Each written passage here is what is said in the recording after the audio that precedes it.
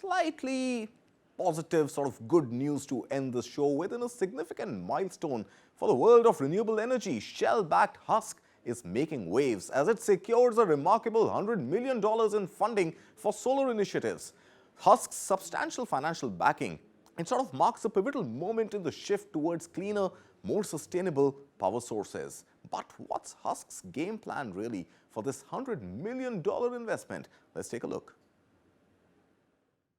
A US-based company has fundraised $103 million to build at least 1,400 mini solar grids in rural Africa and Asia, its chief executive has said.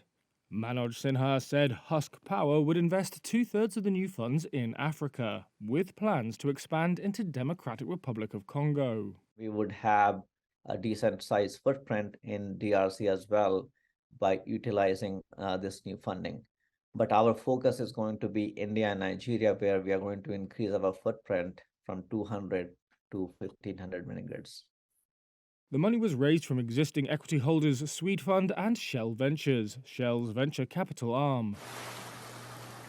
Shell is among oil majors who have long faced legal challenges over oil spills in Nigeria's Niger Delta, which they mostly blame on sabotage and vandalism of pipelines and illegal refining. Claimants have alleged that Shell oil spills have contaminated drinking water, destroyed farms, and harmed aquatic life. Husk said its funds had also been raised from new investors, including a French infrastructure investment vehicle and the US International Development Finance Corporation. Nigeria suffers from chronic power shortages due to a dilapidated transmission grid and generation constraints. Its 200 million population is often reliant on petrol and diesel generators.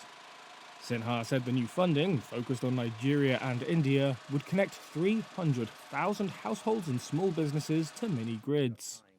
The growth rate in Nigeria is going to be astounding, much bigger than what we are planning to do in India.